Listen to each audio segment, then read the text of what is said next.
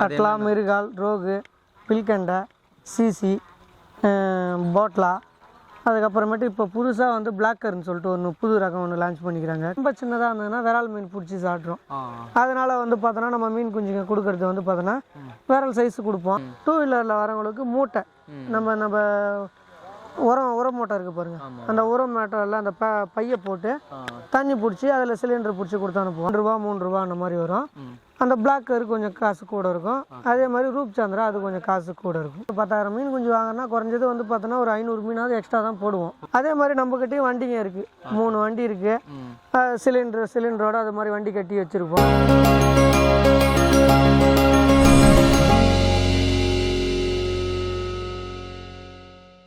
உழவின்றி உணவில்லை நேயர்களுக்கு வணக்கம்.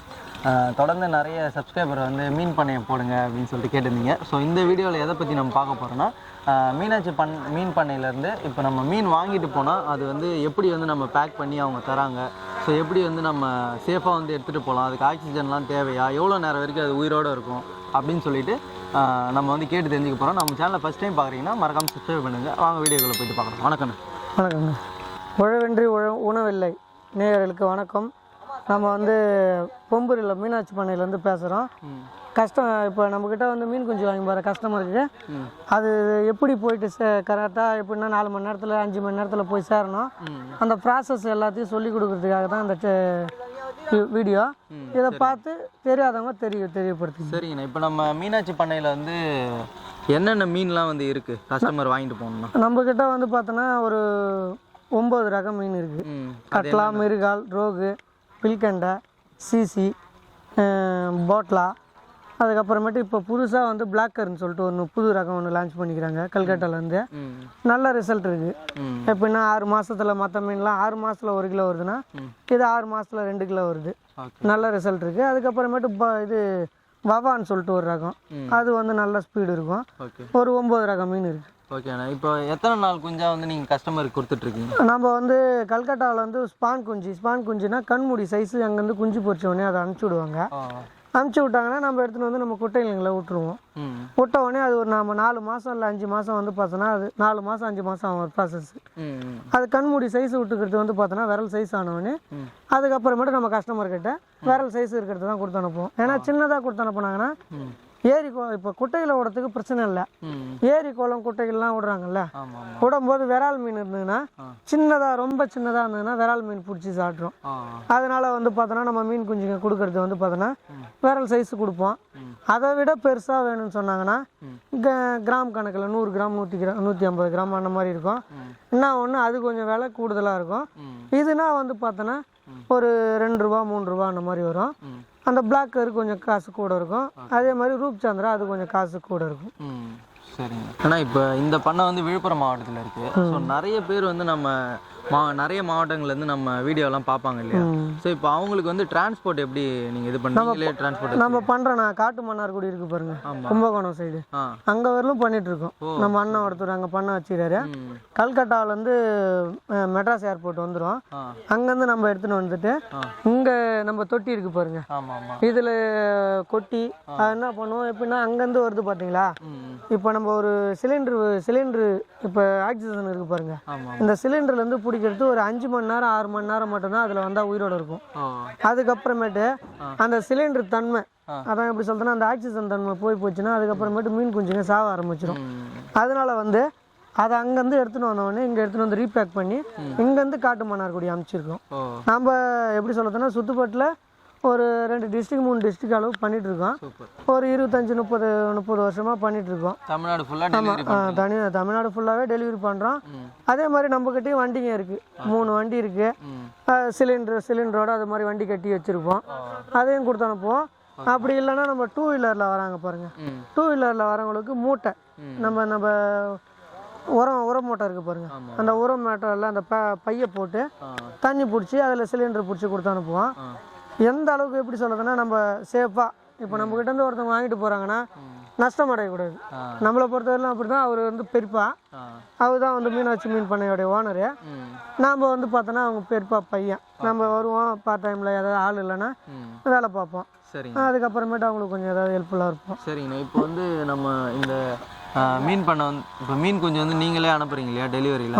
இன்கேஸ் வந்து இது நம்மளாம் ப்ரொவைட் பண்ணுறதுனால இன்கேஸ் எதனா ஒரு 50 குஞ்சு 100 குஞ்சு இறந்துருச்சுன்னா அதுக்கான அமௌண்ட் ரீப்ளேஸ் பண்ணி நம்ம வந்து எப்படின்னா இப்போ மீன் குஞ்சு கொடுத்து அனுப்பினா ஒரு 10,000 மீன் குஞ்சு வாங்கினா குறைஞ்சது வந்து பார்த்தோன்னா ஒரு 500 மீனாவது எக்ஸ்ட்ரா தான் போடுவோம்.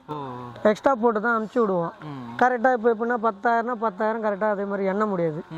எண்ணுறாங்க பாருங்க. எண்ணும் போது வந்து மீன் குஞ்சுங்க எப்படின்னா ஒன்று போயிட்டு அந்த பையில் விடுவோம். அந்த மாதிரி இருக்கும்போது நம்ம அது இல்லாத அவர் அப்பாவை பொறுத்தவரைக்கும் எக்ஸ்ட்ரா தான் போட்டு அனுப்புவார். எப்படின்னா இப்போ நம்ம அந்த நம்மலாம் கிளாஸ் அளவு வச்சுருப்போம். அந்த கிளாஸ் அளவு உங்களுக்கு ஃபோட்டோ வரும். அந்த கிளாஸில் வந்து பார்த்தோன்னா ஒரு கிளாஸ் என்ன 150ன்னு சொல்லிட்டு போட்டோன்னா அது 10 இப்போ ஒரு 1500 கேட்குறாங்கன்னா 10 கிளாஸ் போடுவோம். போட்டுட்டு என்ன பண்ணுவோம் ஒரு அரை கிளாஸ் எக்ஸ்ட்ராவே போடுவோம். அதை மீறி நம்ம டெலிவரி எடுத்துன்னு போகும்போது மீன் குஞ்சுங்க செத்துச்சுன்னா சரி ஒரு 500 ரூபாய் 1000 ரூபாய் கம்மி பண்ணி கொடுங்க, சரி பார்த்துக்கலாம் நெக்ஸ்ட் டைம் வரும்போது அதுக்கேற்ற மாதிரி பண்ணிங்கன்னு சொல்லிட்டு சொல்லுவோம். 90% நம்மக்கிட்ட வந்து பார்த்தோன்னா டெத் இருக்காது. அதுக்கேற்ற மாதிரி தான் நம்ம வந்து பார்த்தோன்னா மீன் குஞ்சுகளை சேஃபாக கொண்டு போவோம். முன்னாடி அவங்க வந்து எடுத்துன்னு போகிறதுல பாதி செத்து போயிடுது. இதே கம்ப்ளைண்ட் தான் இருக்குது. அங்கே போன உடனே என்ன பண்ணுறாங்க, மீன் குஞ்சுங்க செத்து போச்சுன்றாங்க. அந்த மாதிரி பிரச்சனைலாம் இருக்குதுன்னு சொல்லிட்டு தான் நம்ம என்ன ஆச்சு 1க்கு 3 வண்டி இருக்குது. ஆமாம், நம்மளே வண்டியில் வச்சு 10 ரூபா கூட போனாலும் பரவாயில்லன்னு சொல்லிட்டு அதே மாதிரி கம்மி பட்ஜெட். இப்போ எப்படின்னா வெளியில் நீங்கள் வண்டி கேட்குறீங்கன்னா டாடா ஏசி 1500 ரூபா சொல்லுவாங்க. நாம் வந்து ஒரு 1200 ரூபா 1300 ரூபா ஆக மொத்தம் எப்படி சொல்கிறேன்னா இது ஒரு பொது சேவை மாதிரி இருக்கணும், நம்மளுக்கும் ஒரு பிஸ்னஸ் மாதிரி இருக்கணும்னு சொல்லிட்டு தான் அவர் அப்பா பண்ணிட்டு வர்றாரு. அதே மாதிரி அது மாதிரி இருக்கிறதுனால தான் நம்ம ஒரு 30 வருஷமாக பண்ணிட்டு இருக்கோம். தூரத்துலேருந்து இப்போ எவ்வளோ தூரத்துலேருந்துலாம் வந்துக்கிறாங்க. இவங்கெல்லாம் வந்து பார்த்தோன்னா திருவண்ணாமலை பக்கம்ந்து வந்துக்கிறாங்க. இவங்க வந்து பார்த்தோன்னா செஞ்சி சைடு வந்துக்கிறாங்க. அந்த மாதிரி வந்து தூரமாக இருந்தாலும் நல்லா இருக்குது, பொருள் தரமாக இருக்குதுன்னு சொல்லிட்டு தான் நம்மளை தேடி வராங்க. அதே மாதிரி இங்கே நம்மளை பொறுத்தவரையிலும் வந்துட்டாங்கன்னா அவங்களுக்கு வந்து நஷ்டம் அடைகிற மாதிரி எந்த ஒரு இதுவும் பண்ண மாட்டோம்.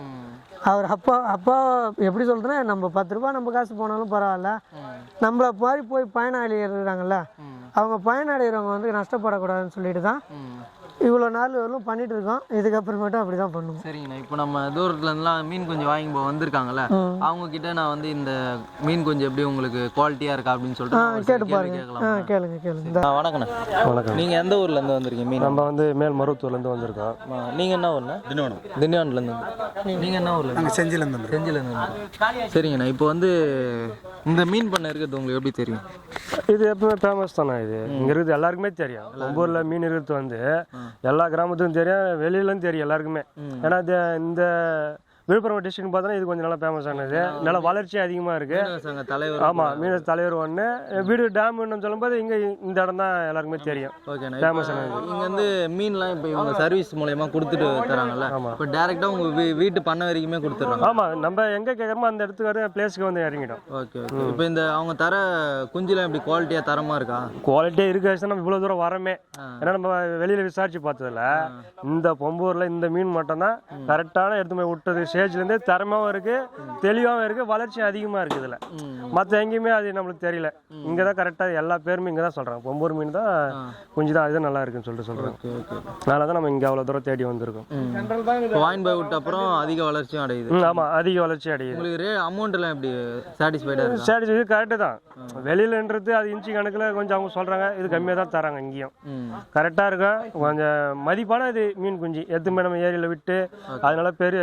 ஏன்னா ஒருத்தர் வந்து இதுவாகலன்னு சொல்லக்கூடாது, இது கரெக்டாக வீடாகுது, கரெக்டாக வளர்ச்சியும் ஆகுது, நம்ம சேல்ஸும் கரெக்டாக இருக்குது விற்பனை பண்ணும்போது. ஓகே.